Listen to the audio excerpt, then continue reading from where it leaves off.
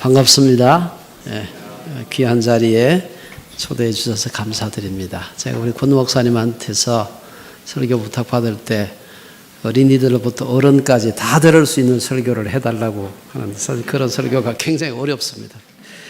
그래서 저는 지금 주일마다 늘 설교를 하는 사람이지만 한평생 전 선생으로 살아온 사람이 돼가지고 오늘은 설교보다도 조금 더 강의에 가까운 말씀을 함께 좀 나누었으면 좋겠습니다. 오늘 특별히 우리 청년들의 헌신예배라 그래서 그것도 좀 생각을 해서 오늘 이 말씀을 함께 좀 나누었으면 좋겠습니다. 함께 파워포인트를 보면서 말씀을 함께 나누었으면 좋겠습니다. 아까 읽은 말씀인데요. 우리가 하나님의 형상대로 지음을 받았다. 여기에 대해서 신학적인 논의를 저는 별로 하려고 하지 않고요. 하나님의 형상을 받았다는 것이 얼마나 중요한가 하는 것을 여러 가지 좀 과학적인 얘기들과 더불어서 함께 나누었으면 좋겠습니다. 두 번째로 우리가 시편 8편의 말씀을 읽었는데 사실 우리가 늘 읽는 그런 말씀입니다. 이 말씀에서 자세히 읽어보면 시편 8편은 잘 이해가 안 되는 부분이 있습니다. 여기에 보면은 하나님께서 만드신 하늘의 별과 달, 천체들을 가만히 보면서 이 다윗의 시잖아요. 다윗이 도대체 사람이 무엇인가, 인자가 무엇인가 하는 질문을 던지고 있습니다. 다윗은 아시겠지만 BC 한 1000년경에 산 사람입니다. 한 3000년 전에 산 사람인데 우리 문화사적으로 봤을 때는 대개 한 청동기 시대에서 철기 시대로 막 넘어오는 적어도 팔레스타인 지역에서는 그 어간에 살던 사람이고 오늘날 과학 문명으로 생각한다면 뭐 그때는 전혀 과학이 거의 없었다 이렇게 얘기할 수 있는 그런 시대에 산 사람입니다. 맨눈으로 하늘을 봤겠죠. 아시겠지만 다윗은 전직 목동입니다. 양떼를 몰고 나가면 바깥에서 풍천노숙하면서 여러 날을 지나다가 집에 한 번씩 들어오고 밤에는 양떼들 속에서 하늘을 보면서 늘 잠을 자던 그런 사람이었습니다. 그러니까 얼마나 많은 별들을 보았겠습니까? 당시 그 다윗에게 있어서 다윗이 살던 시대의 우주관을 정확하게 우리가 알 수 없어요. 그러나 다윗 시대에는 우주의 크기가 한 지상에서 한 30km 정도, 저 위에 수정천구, 눈에는 잘 보이지 않지만 투명하니까 거기에 마치 어린이들 방에 가면은 이 형광 그 별 붙여놓죠. 그 비슷한 별들이 수정천구에 여기저기 박혀 있다고 생각하던 시절이었습니다.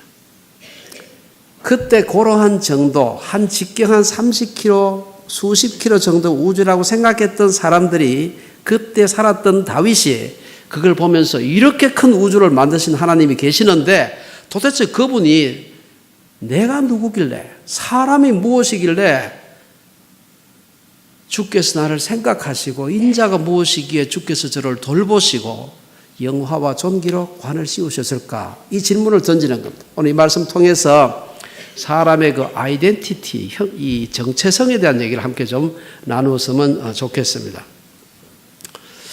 우리의 조국 대한민국, 한국에 하면 찐맛이 없더라고요, 이 말이. 근데 외국에서는 조국 대한민국 하면 가슴이 이게 울렁거리고 코끝이 찡합니다.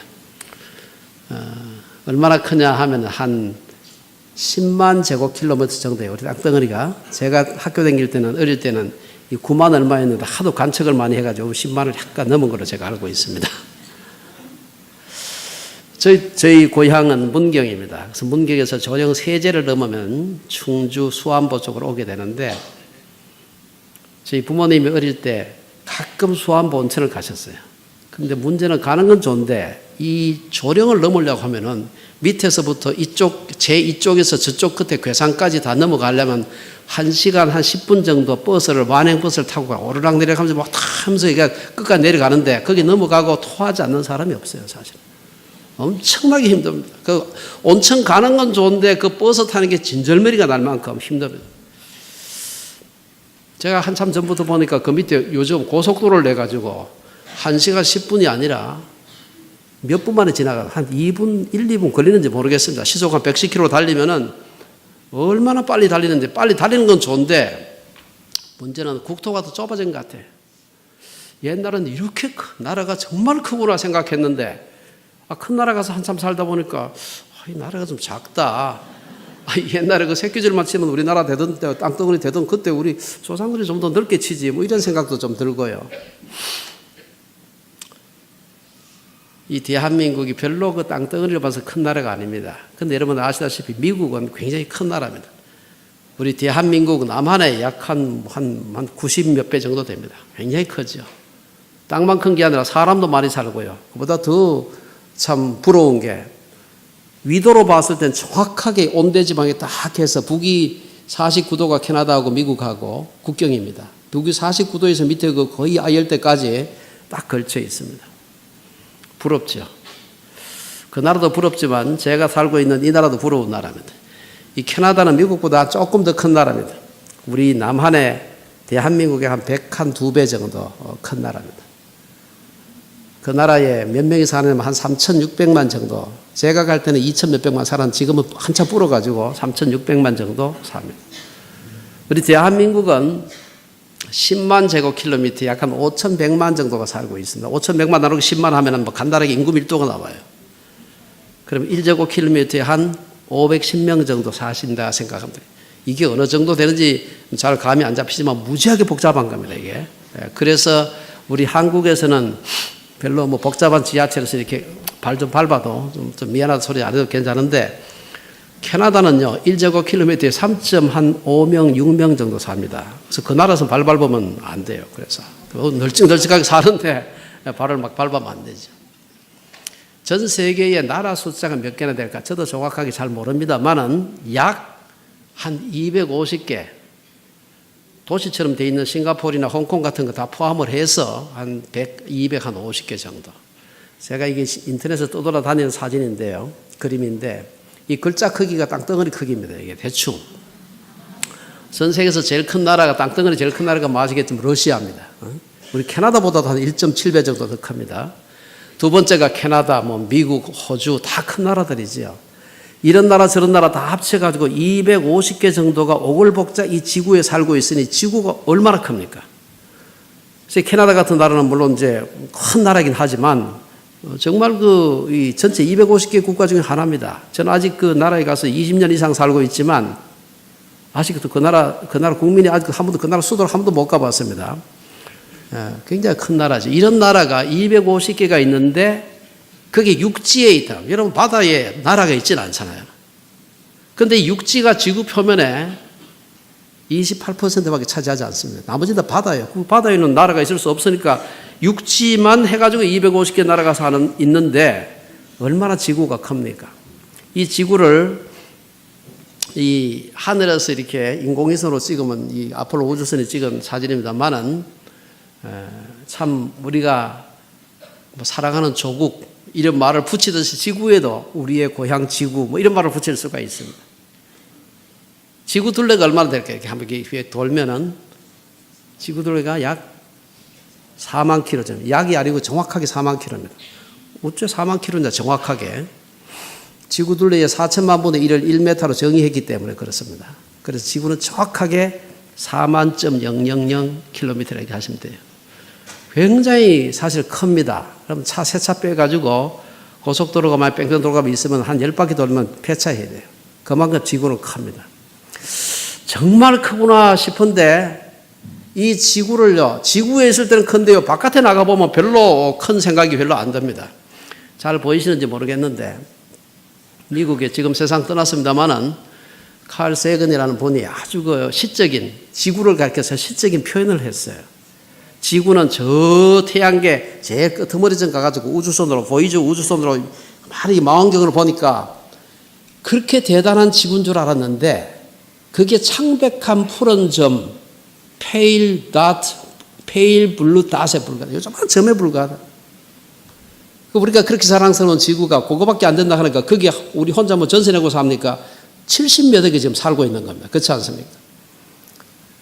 태양계만 해도 엄청나게 큰 거예요. 그럼 뭐 지구만 뭐 창백한 푸른 점이 아니에요. 지구 말고도 태양계 내에 있는 모든 행성들이 다 비슷합니다. 이게 다른 뭐 목성, 토성은 지구보다 몇백 배 큰 별들이에요. 행성들입니다.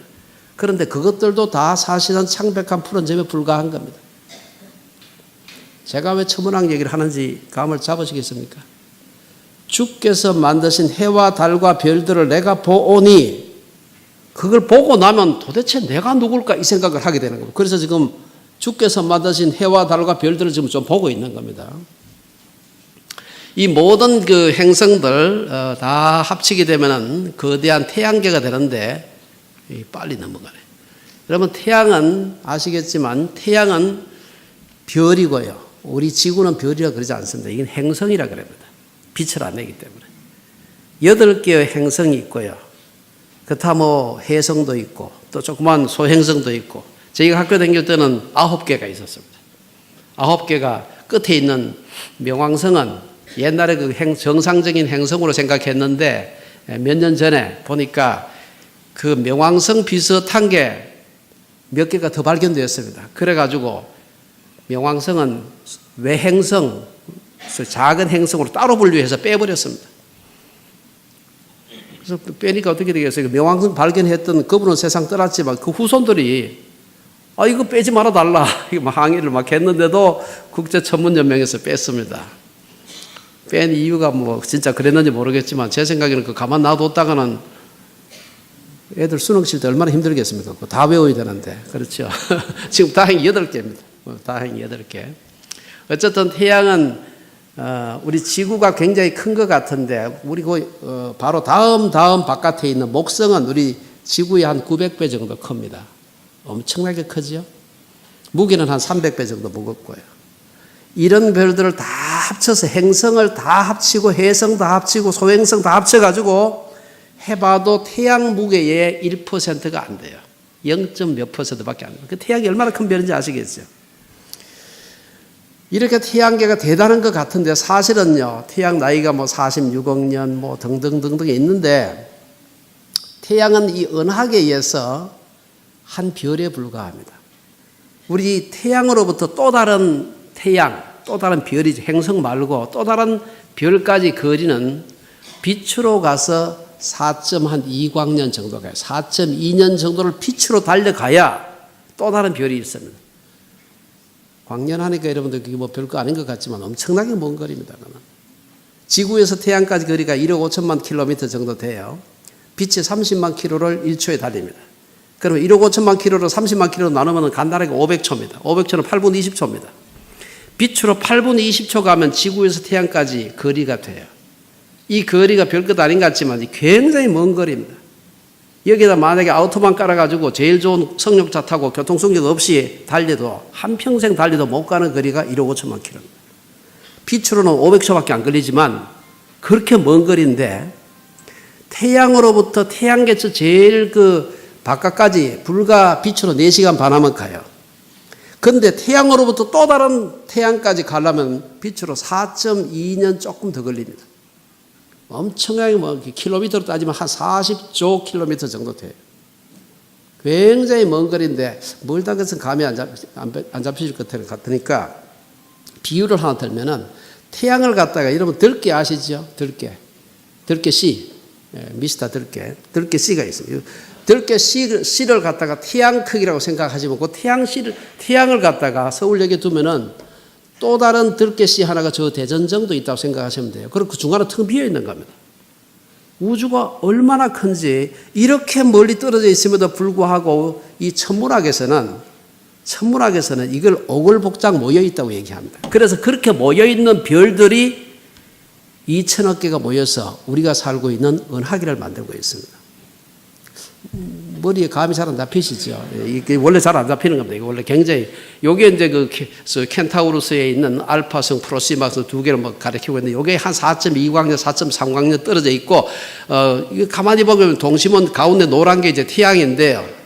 태양으로부터 1광년 떨어진 데까지, 구조 한 5천억 킬로미터까지는 다른 별이 하나도 없습니다. 2광년 떨어진 데까지도 하나도 없어. 3광년 떨어진 데도 하나도 없어요. 4광년 떨어진 데도 없어요. 4광년 조금 넘어서면 제일 가까운 아까 말씀드린 그 별이 있고, 거기서부터 그 정도 떨어진 데 또 다른 별들이 여기저기 있는 겁니다. 이런 것들이 모여서 오늘 우리가 살고 있는, 속해 있는 태양계가 속해 있는 은하계가 만들어지는 겁니다.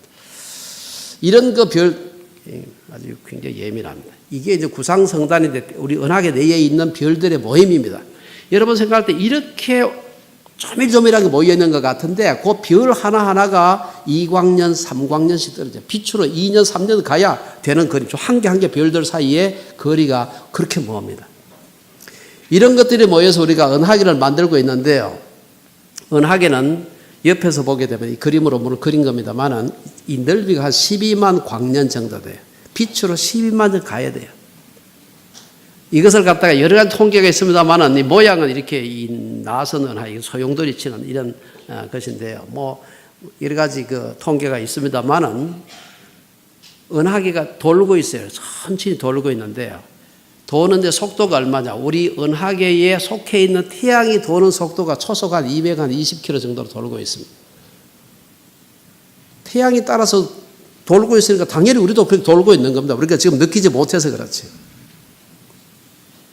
그리고 한 바퀴 삥 돌려면 한 2억 2,500만 년 정도의 한 바퀴씩 돕니다. 그래서 태양이 만들어지고 난 태양 나이가 45억 살이라고 보기 때문에 한 20번 정도 돌았다고 지금 보고 있습니다. 은하계의 모습인데요. 조금 더 보면 이렇게 생겼고요. 은하계가 워낙 크기 때문에 1920년대까지만 해도 천문학자들이 우주는 은하계 그 자체라고 생각했습니다. 은하가 우주라고 생각했어요. 워낙 크기 때문에. 그런데 1920년대에 미국의 천문학자 중에 에드윈 허블이라고 하는 분이 이분이 이제 나와서 아주 큰, 그 당시는 제일 큰 망원경을 가지고서 하늘을 가만히 관측하다 보니까 아니 우리 은하계 바깥에 또 다른 은하가 있다는 걸 알게 됩니다. 에드윈 허블만 놀란 게 아니에요. 그 시대 사람들이 다 놀랐습니다. 이렇게 큰 은하가 있는데 그 바깥에 또 다른 은하가 있다. 놀라운 얘기였죠. 그때부터 시작해서 사람들이 우주에 대해서 많은 연구를 하면서 보니까 한 개 정도가 아니고 지금은 한 1000억 개 이상의 은하계가 또 있다 알고 있습니다. 1000개가 아닙니다. 1000하고 억을 붙여야 돼요. 1000억 개. 1 쓰고 0을 갖다가 11개 붙여야 됩니다. 요 안드로메다 은하는 우리 은하계에서 제일 가까운 은하계입니다. 이게 또 다른 은하죠. 이거는 우리 은하계보다도 크기가 2배 정도 돼요. 한 별이, 태양 같은 별이 한 4천억 개 되는데 우리 지구 같은 건 별로 치지 않습니다. 그렇기 때문에 안 포함하고 태양과 같은 별만 해가지고 4천억 개가 모여가지고 안드로메다 은하를 형성하고 있는데 저게 우리하고 제일 가까운 이웃입니다. 은하계로서 제일 가까운 이웃이에요. 얼마나 멀리 떨어졌길래 이웃이냐. 빛으로 250만 광년만 가면 됩니다. 250만 년을 가야 제일 가까운 이웃이에요. 이게. 그럼 다른 은하도 마찬가지겠죠. 하도 가깝게 있어가지고 이 둘이 250만 광년밖에 안 떨어져 있어가지고 은하계와 안드로메다는 서로 땡기며 중력이 작용해서 땡겨가지고 가까워지고 있어요. 얼마나 가까워지느냐. 1초에 한 120km 정도 속도로 가까워지고 있습니다. 초속, 시속이 아닙니다. 이게 초속 100수십 킬로로 가까워지고 있어요. 그럼 언제가 부딪힐 거 아니냐? 당연히 부딪히죠. 그럼 부딪히면 어떻게 되느냐? 우리 모두 뭐 사유나라 하고 다 천국 가야 됩니다. 사실 그때는. 예. 오늘 저녁에 또 천국 갈까 싶어서 너무 걱정하지 마시기 바랍니다. 앞으로 부딪히려면 한 20억 년 있어야 되기 때문에 한 20억 년 살 자신 있는 분만 걱정하시고 나머지 분들은 걱정하실 필요가 없습니다. 어쨌든 얼마나 이런 은하가 많은지 이건 지금 또 다른 은하입니다. 이제 하도 많아가지고 이름도 안 붙입니다. M74, NGC 5252 이렇게 붙입니다. 너무 많아가지고요. 뭐 1000억 개가 넘으니까 이름을 어떻게 붙입니까? 어떤 사람은 이름 하나씩 붙여주고 보이지도 않는 은하를 돈 받는 이 김선달 같은 사람 미국에도 있습니다. 저한테도 그거 하나 사라고 그런 사람이 있는데 이름 붙여줄 테니까. 지금도 우리 은하계 중심에서는 거의 매일같이 새로운 별이 만들어지고 있습니다. 안 보이지요? 천문학자들은 알고 있습니다. 뿐만 아니라 이 독수리 성운이라는 데서는 지금 기둥이 3개가 있는데 여러분 방향이 이쪽 여러분 보시기에 제일 왼쪽 기둥 저 속에는 거의 한 1500개 이상의 별들이 새로 만들어지고 있습니다. 그리고 계속해서 거의 매일 이틀에 하나씩 새로운 별이 나타나고 있습니다. 아주 우주라는 게 다이나믹합니다. 뿐만 아니라 이 오리온 성운, 이 오리온 성운하고 제가 좀 전에 보여드렸던 그 안드로메다 별자리는 우리 북반구에서 보이는 별자리. 아주 눈이 좋은 분들은 검은 밤에 구름 없을 때 잘 보면 조금씩 보입니다. 이 오리온 대성운도 눈 좋은 분들은 좀 보입니다. 아주 작게. 그러나 이제 이 사진은 좋은 망원경으로 찍은 거고요. 저 중심에서 지금도 계속해서 별들이 만들어지고 있습니다. 옛날에 다윗은 전혀 몰랐던 사실입니다. 그러나 오늘 우리가 천문학이 발달하고 관측기기가 발달하면서 그때와는 비교도 할 수 없는 이 천체에 대해서 혹은 우주에 대해서 알고 있습니다. 우리는 그러면 그 다윗과 같은 고백을 지금 우리가 할 수 있느냐? 생길 뿐 아니라 거의 날마다 또 터져서 없어져요. 아주 밝게 터지고 가까이서 터지는 건 초신성이라 그러고 먼 데서 터지거나 작게 터져가지고 망원경으로 봐야 보이는 그런 그것은 우리가 그냥 신성이라고 얘기합니다. 우주라는 것이 계속해서 새로운 별이 빛나기 시작하고 없어지고 빛나기 시작하고 없어지고 계속 지금도 그런 일을 하고 있습니다. 이거는 아까 제가 보여드렸던 관측하고 있던 에드윈 허블이라는 사람이 있었죠. 이제 그분이 워낙 대단한 일을 했기 때문에 이분의 이름을 따가지고 우주 망원경을 지구 궤도에 미국 나사에서 쏘아 올렸는데 그 이름을 갖다가 허블 우주 망원경이라고 부릅니다. 이게 직경이 거기에 실어서 보낸 우주선에 실어 보낸 망원경이 직경이 한 2m 밖에 안 돼요. 그 크기도 한 스쿨버스 정도밖에 안 되는데 이게 성능이 무지하게 좋습니다. 지상에 있는 아주 그보다 훨씬 더 큰 망원경보다도 성능이 좋습니다. 왜냐 지상에는 공기도 이게 있어도 굴절도 되고 먼지도 있고 불도 있고 해서 잘 안 보이는데 이거는 굉장히 잘 보여요. 우리 흔히 말로 아주 허블 망원경은 허블나게 좋은 망원경입니다. 여러분이 대충 신문에 나는 가시광선 영역에 속한 좋은 천체 사진은 대부분 허블 망원경으로 찍은 게 많아요. 그리고 고맙게도 나사 미국 정부 직속 기관입니다. 좋은 사진 무지하게 찍어 놔놓고 돈 안 받고 다 쓸 수 있도록 하고 있습니다. 그냥 출처만 밝히면 돼. 저 같은 연구하는 사람들 너무나 고맙죠. 한 개 그림 갖다 쓸 때마다 돈 내야 되면 얼마나 힘듭니까? 그걸로 찍은 사진인데요. 어디를 찍었느냐 하면은 여러분 천체에 대해서 잘 모르시더라도 북두칠성 아시죠? 북두칠성이 흔히 우리 좀 안 된 얘기입니다. 흔히 똥바가지라고 얘기합니다. 하나, 둘, 셋, 넷, 다섯, 여섯, 일곱 개 딱 했는데 요중에 하나, 둘, 세 번째와 네 번째 별 사이 약간 삼각형 거리가 고기를 찍은 거예요. 여기에 여러분 보시는 저 점들은 저게 별이 아닙니다. 저건 은하들이에요. 은하들. 한 개가 별이 수백억, 수천억 개가 모여서 이루어진 별들이에요. 저게. 자, 별들의 집단입니다. 저거를 얼마나 많이 찍었길래 저렇게 많이 들어와 있느냐. 바늘 아시죠? 바늘을 가지고 종이에다 콕 찔러면 구멍이 뚫히죠. 그 정도 구멍을 가지고서 우리 팔 길이만큼 뻗어가지고 이렇게 해가지고 거기다가 카메라를 대고요. 한 14나흘 동안 조리개 열어가지고 찍은 겁니다. 저게. 그 작은 구멍 속에 우리 은하계와 같은 것이 저기 보면 약 한 얼마나 3,000개 정도 은하가 그 속에 찍힌 겁니다. 그럼 딴 데는 없겠습니까? 다 있죠.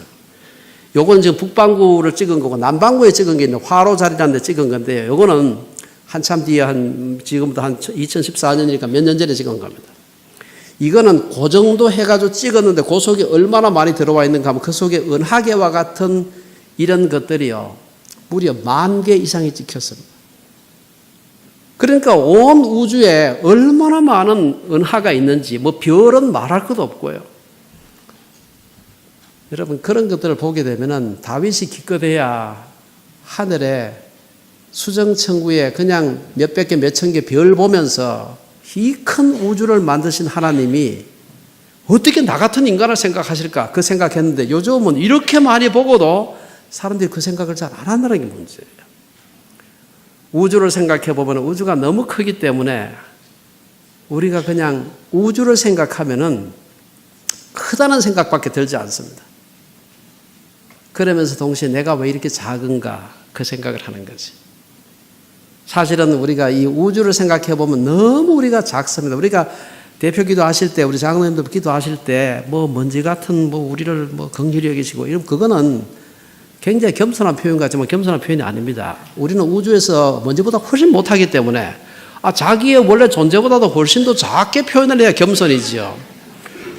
은하계가 인격이 있어가지고 하나님 앞에 기도할 때 하나님 이 먼지 같은 은하계를 긍휼히 여기시고 이러면 이거 문법적으로는 틀리지 않습니다. 이거는 사람이 그런 기도를 하면 안 돼요. 그 교만한 기도입니다.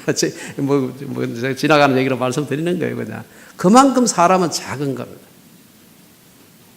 그런데 중요한 것은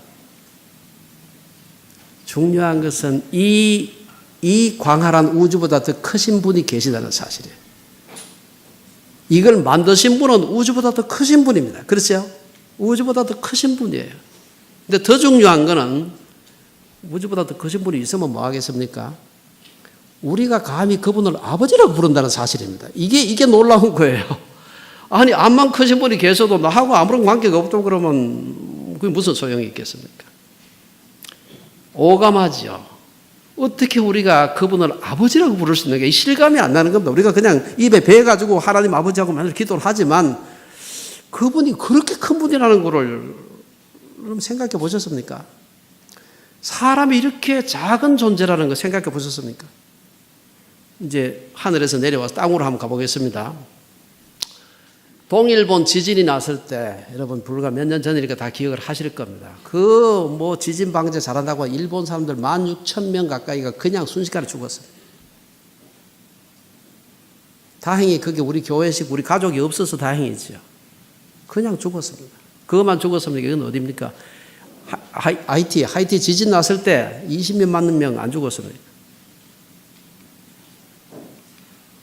이건 또 사천성 지진 났을 때, 죄송합니다. 사천성 지진 났을 때도 아마 한 10만 명 이상 죽은 걸로 알고 있고요. 사천성 지진 났을 때 어떤 초등학교가 무너져가지고 애들 공부 한참 하고 있는데 지진이 나가서 다 무너져가지고 뭐 몇백 명 죽었다고 제가 그때 읽은 기억이 있습니다. 다행히 죽은 아이들 중에 우리 아이가 없어서 다행이죠. 우리 교회 식구 없어서 다행이지. 그런데 그 아이 하나하나는 그 부모, 할아버지, 할머니들에게는 사실은 눈에 넣어도 아프지 않은 그런 자식들 아니겠습니까? 한 개인에게는 무한히 귀중한 존재인데 우주 전체로 봤을 때는 너무나 미미한 것이 사람이다. 우리가 이 양극단에 너무나 미미한 존재, 조금 뒤에 한 말씀드리겠지만 천하를 죽어도 바꿀 수 없는 내 생명. 이게 이제 우리가 직면하고 있는 고민이고 우리의 아이러니입니다. 아이고, 죄송합니다. 인도네시아 지진 났을 때도 얼마나 많은 사람이 죽었는지 모릅니다. 뿐만 아니라 그 외에도 뭐 지진으로만 죽습니까? 쓰나미 나서 죽고요. 이런 그 폭염으로 죽고 이래 죽고 저래 죽고요. 또 나쁜 사람이 있어가지고 테러해가지고 죽고요. 미국 사람 안 죽습니까? 똑같이 죽습니다. 9.11 테러 났을 때 3,000명 정도 죽었죠. 한 3,000명 정도 죽었어요. 그래서 화가 나서 또 전쟁한다고 그 한 두세 배 정도 또 죽었습니다. 스리랑카 쓰나미로 또 20만 명 이상이 죽고요. 이거는 사람이 사람을 죽여가지고 아르메니아에서 사람이 다른 사람을 얼마나 죽였는지 숫자도 잘 모를 만큼 죽였어요. 지금도 이라크라든지 아프가니스탄 같은 데서는 테러 때문에 날마다 20명, 30명, 40명 폭탄 테러, 자살 폭탄 테러, 차량 폭탄 테러 해가지고 날마다 죽습니다. 얼마나 죽는지 하도 죽어가지고요. 아침에 신문을 놔도 신문 또 죽었어. 그러고 그냥 식사하고 우리 그냥 학교 가든지 직장 가는 거죠. 사람의 존재라는 것이 어떻게 보면 나는 내게서 그렇게 귀중한 존재인데 우주 가운데서 전 세계에 살아가는 사람들 속에서 나를 보게 되면 너무나 작은 존재다. 도대체 인생이란 무엇일까? 도대체 인생이 뭘까? 이거 우리만 생각한 게 아닙니다. 우리 성경 기자들 중에서 사도 야고보는 우리 같이 한번 읽어보겠습니다. 시작. 내일 일을 너희가 알지 못하는도다. 너희 생명이 무엇이냐? 너희는 잠깐 보이다가 없어지는 안개니라. 사도 야고보만 얘기한 게 아니에요. 표현은 좀 다르지만 이 비슷한 얘기를 베드로도 풀의 꽃과 같다. 시편에 보면 인생이라는 게 밤의 한 경점 같다. 사람의 인생을 보게 되면 내 딴에는 내 인생이 대단한데 우주 속에서 하나님 그 넓으신 하나님의 그 속에서 이렇게 보게 되면은 우리가 너무 작은 겁니다.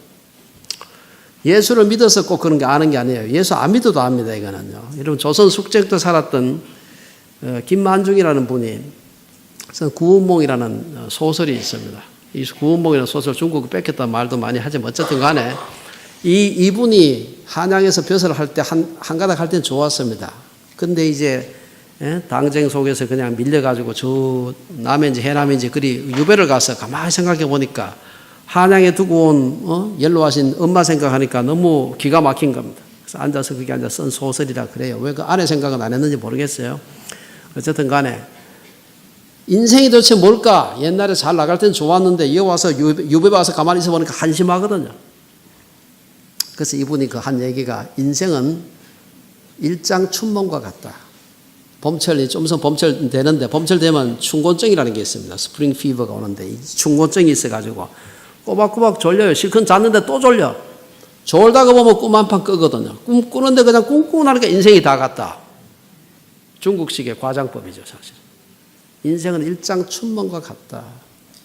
인생이라는 것이 잠깐 왔다가 잠깐 가는 건데 나는 대단한 줄 알았는데 인생 70몇 억 사는 사람들 보니까 이미 왔다 간 수십억의 사람들 생각하니까 인생이라는 게 너무나 하찮거든요. 우리 여기 이 없어도 여기 우리 뭐 저 포함해서 아무도 없어도 서울시 잘 돌아가는 겁니다. 아무 문제가 없어요. 도대체 인생이 뭘까? 그러면 저 양 교수는 인생을 뭐라고 얘기하나? 이제 제가 내린 인생에 대한 정의인데요.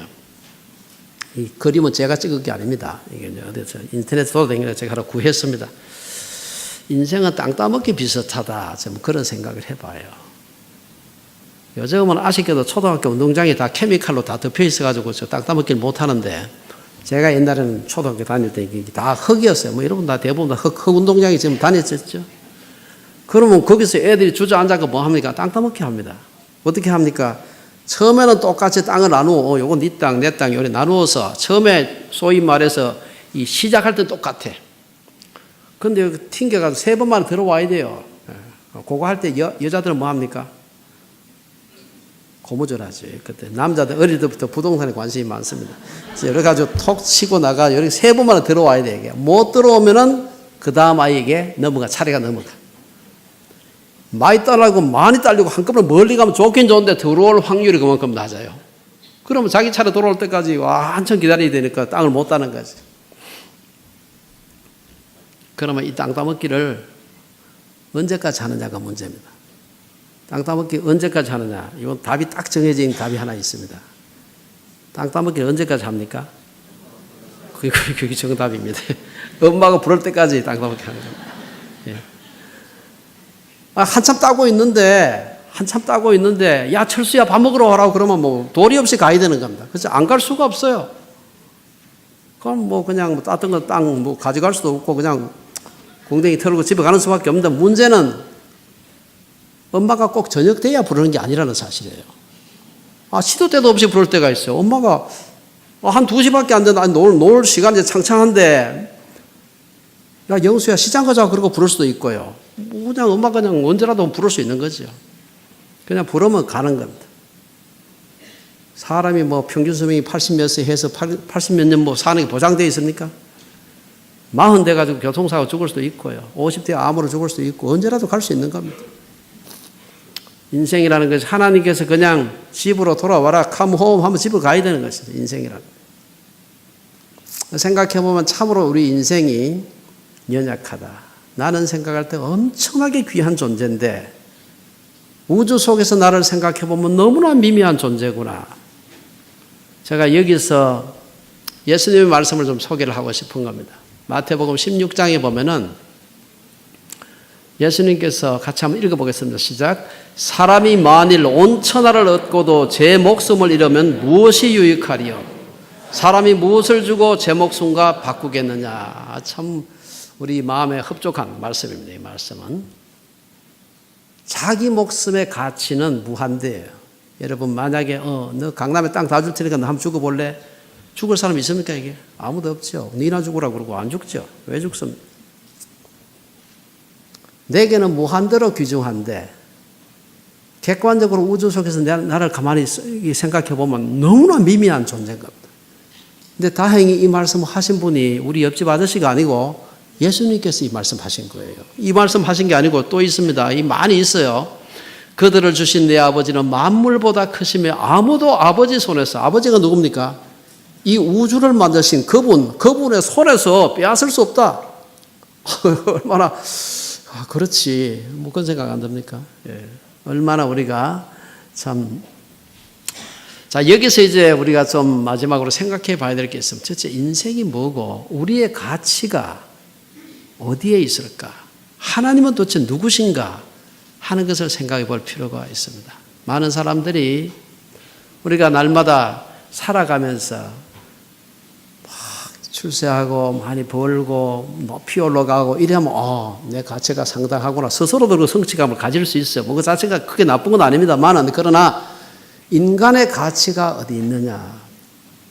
인간의 가치가 소유나 획득한 것에 있는 것이 아니고 우리의 가치는 하나님과의 관계 속에 하나님의 형상대로 지음받았다는 그 사실에 있다는 것 사실입니다.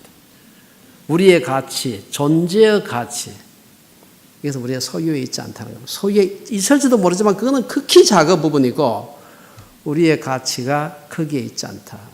우리의 가치, 생각해보면 온 우주의 광대함을 생각해 본다면 우리의 객관적 가치는 너무나 미미한 겁니다. 아무리 우리가 많이 뭘 가졌다 한들 우리의 가치는 너무나 작은 것이죠. 길을 가다가 큰 집을 보면 이 부잣집이네. 비행기를 타고 이러면 저쪽 먼 데 가다 보면 한 해발 한 11,000m, 12,000m 가까이 뜨는데요. 해발 한 11,000m, 12,000m 떠가지고 내려다 보면은 그게 단층집인지 2층집인지 20층 아파트인지 구별이 안 되면 다 납작해가지고 50보 100보고 거기다 성냥갑 갖고 다 그렇습니다. 사실 사람이 다 50보 100보고요. 사람이 소유한 것이 그 사람의 가치를 결정하지 않는다는 사실입니다.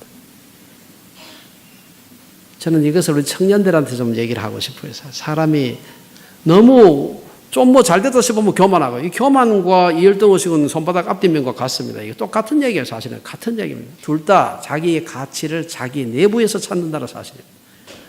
우리의 가치는 우리 내부에 있지 않습니다. 실존주의자들이 거짓말하는 거예요, 사실은. 우리의 가치는 하나님과의 관계 속에서 그분이 우리를 그분의 형상대로 지었기 때문에 우리 가치가 있는 것이지, 생명보험회사는 그렇게 하지 않죠. 생명보험회사는 뭐 많이 버는 사람은 죽으면 많이 보상을 하겠지만 하나님은 그런 분이 아니라요. 우리의 가치가 하나님과의 관계 속에서 있다. 그 큰 하나님께서 우리를 생각하시고 우리를 돌아보시고 케어하시고 우리를 영화와 존귀로 관을 씌우셨기 때문에 우리가 귀한 것이지, 우리가 뭐 많이 소유했다고 수능 잘 봤다고 생각이 아니에요. 우리의 진정한 가치, 우리의 아이덴티티를 알 때 때때로 우리 실패할 수 있습니다. 기업하는 분들 파산할 수 있죠. 파산은 파산이고요. 힘들지만 수능 잘못 볼 수도 있고 대학 입시에 실패할 수 있죠. 취직하는데 실패할 수 있습니다. 힘든 일이긴 하지만 그러나 그것이 내 가치를 찌그러뜨리지는 못한다. 여러분 돈을 가지고 10,000원짜리 끄집어내가지고 10,000원짜리인데 여러분 한국은행에서 금방 찍고 나와가지고 아주 빳빳한 돈은 그런 돈 가지고 하면 돈 가지고 2배 됩니까? 안 되죠. 이거 막 구겨가지고 한 10년, 20년 제가 너덜너덜 해도 10,000원짜리 10,000원짜리예요. 그렇지 않습니까? 우리가 하나님의 형상대로 지음 받았다는 사실은 내가 뭐 근사하고 무슨 성취를 하고 인물도 좋고 대단해도 10,000원짜리입니다. 그렇지 않습니까? 구겨가지고 세상을 실패하고 막 넘어지고 때때로 진짜 잘못도 하고 감옥도 들락날락 할 수 있습니다. 그래서 인간의 존재 가치는 변함이 없다. 하나님의 형상으로서 그분을 감히 아버지라고 부르는 우리의 가치는 변화되지 않는다는 사실. 뭐를 실패했다고 해가지고요. 요새 아이들 중에서 그러잖아요. 수능 치고 난 뒤에 시험 잘못했다고 막 아파트에서 막 떨어지고요. 뭐 좀 잘못했다고 검찰에서 수사한다 그러니까 막 독수리바위 처박아 죽고, 미투에 걸렸다 해서 막 죽고, 이러면 안 되는 겁니다. 사람의 가치가 그 정도 하고 바꿀 수 있는 가치가 아니다. 우리의 가치는 우주를 만드신 하나님. 우주가 어떤 우주냐? 조금 제가 그걸 말씀드리려고 한참 긴 얘기를 했는데, 우리 언하게만 해도 상상을 하기가 힘들어요, 사실은. 저는 사실은 물리학자로서 오랜 세월을 살았습니다만은 상상이 안 돼요. 그냥 수적으로 그게 맞다 그러니까 데이터니까 그냥 보는 거죠.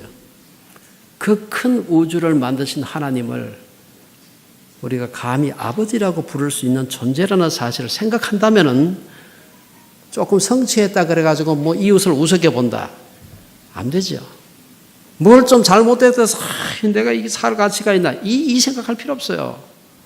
우리의 가치는, 존재의 가치는 하나님과의 관계성 속에서 그분의 형상대로 지음받았다는 그 사실에 의존하고 있는 것이지 결코 내가 소유한 것, 획득한 것이 내 가치를 결정하지 않는다는 사실을 기억을 해야 됩니다. 우리 마지막으로 한 구절 더 아까 읽었습니다마는 하나님이 이러시되 우리의 형상을 따라 우리의 모양대로 우리가 사람을 만들고, 저는 여기서 신학적으로 복잡하게 해석할 필요가 없습니다. 우리가 하나님의 형상대로 임하고 대의, 하나님의 형상대로 지음받은 존재라는 사실은요, 10마디 말이 필요가 없어요. 우리가 귀중한 존재라는 사실. 비록 하나님의 형상도 지음받았지만 타락한 존재지요. 그럼에도 불구하고 예수 그리스도를 통해서 구원받은 하나님의 백성,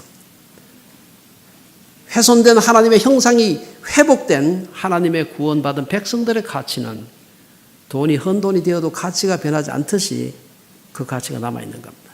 저는 우리 청년들이 살아가면서 요새 전부 다 얼마나 힘들다 그러면 취직도 힘들고 뭐 너무 청년 실업률이 어떻고 저떻고 뭐 정부에서 뭐 대책을 내놓는다 하는데 전부 헛발질만 하고 앉았고 이 보면 너무 답답해. 그러나 그럼에도 불구하고 우리의 아이덴티티, 내 가치, 내 정체성이 어디 있는지 하는 것을 분명히 알 필요해요. 그리고 혼자만 하지 마시고 특별히 그 중고등학교 아이들, 특히 고등학교고 지금 수능 준비하고 있는 아이들 너무 낭망하거든. 아니야.